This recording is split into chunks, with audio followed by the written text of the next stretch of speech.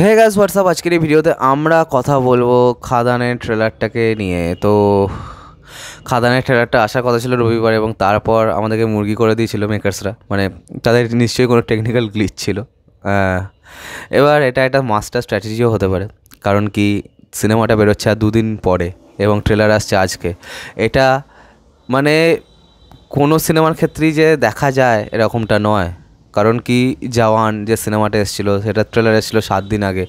অন্যদিকে পাঠানের ক্ষেত্রেও kinda same, এবং তারপর যদি আমি বলি রিসেন্ট টাইমে পুষ্পা, সেটাও 6-7 দিনের স্পেয়ারে কিন্তু এসেছিলো।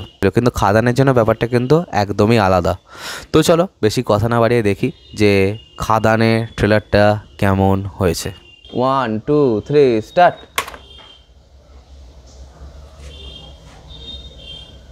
মা, তুমি রাজার গল্প বলো না। লাল রাজা আর নীল রাজা, আইনের চোখে মাফিয়া, মানুষের মনে মাসিহা।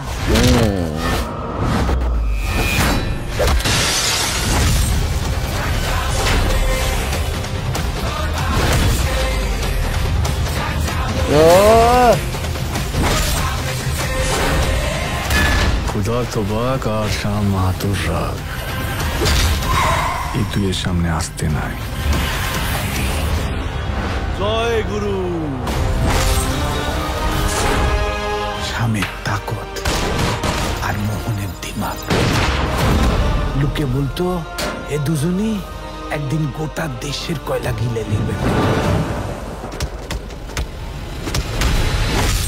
শুরু করলি শেষ কইরা স্যার। না ও বর্তমান মালিক রে মানে না ভবিষ্যৎ মালিক রে।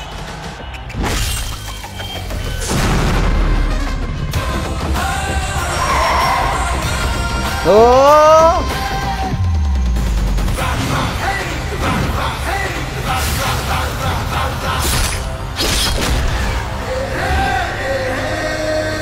জয় গুরু।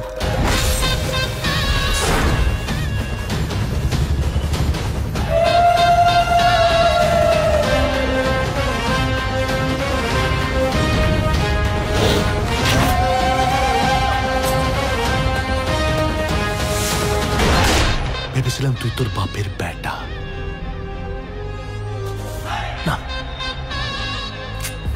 শাম্মা তো একটাই হয়।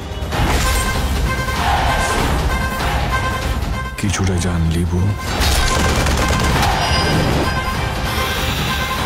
কিছুটা জান দিব। মধু, ও মধু, ও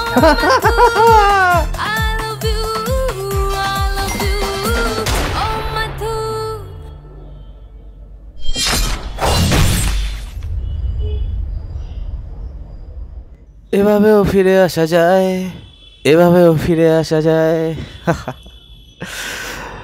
তো ব্যাপারটা কি হয়েছে এই ট্রেলারটার জন্য, তো ট্রেলারটা দেখা হলো এবং আই রিয়েলি এনজয়েড।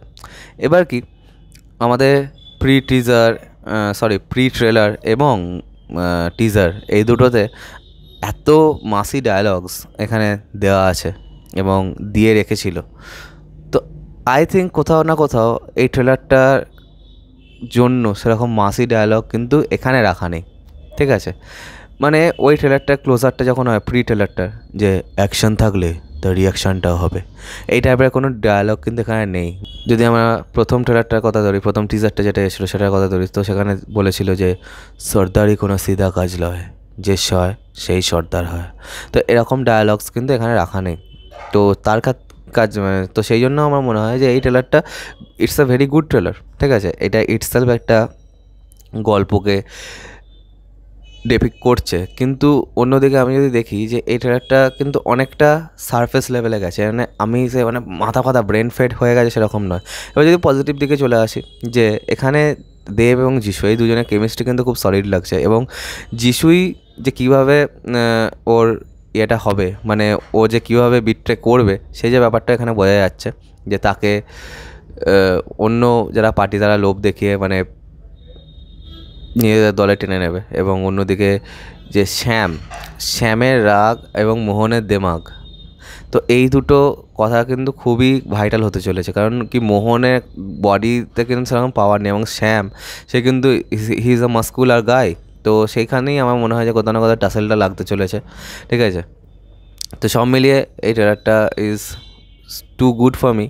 হ্যাঁ, বাট আমি বলবো না যে প্রি ট্রেলারটার মতো হয়েছে, তবে এখানে যেখান থেকে বলে যা যা বলে তো ভাবছি সেখানে কিন্তু দেখতে খুবই সুন্দর লাগছে এবং একটা পার্টিকুলার সিন আছে যেখানে সাইলেন্সার থেকে বিড়ি ধরাবে, ভাই ওইটা দেখার জন্য আমি হলেতে মুখিয়ে আছি, ঠিক আছে।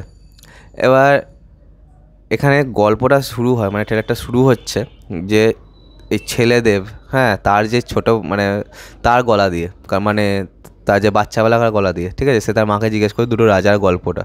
তো সেই জিনিসটা দেখে কিন্তু বেশ ভালো লেগেছে, বেশ ইন্টারেস্টিং লেগেছে আমার, বেশ ইমপ্রেসিভও লেগেছে। এবং ট্রেলারটা যেভাবে শেষ হয়, হ্যাঁ, সেটা একটুখানি নস্টালজিক ফিল তো দিচ্ছিলই, হ্যাঁ, ও মধু জায়গাটা দিয়ে। তো সব মিলিয়ে it's a really cool trailer for me, but pre ট্রেলারের মতো কিন্তু অতখানি ব্রেন ফেড কিন্তু হয়নি। তো চলো আজকের মতো ভিডিওটা এখানে শেষ করলাম। কমেন্ট করে জানাও তোমাদের কেমন লেগেছে এই ট্রেলারটা, আর সাবস্ক্রাইবটা প্লিজ করে দাও যাতে আমার সাথে তোমাদের আবার দেখা হয়। Bye bye.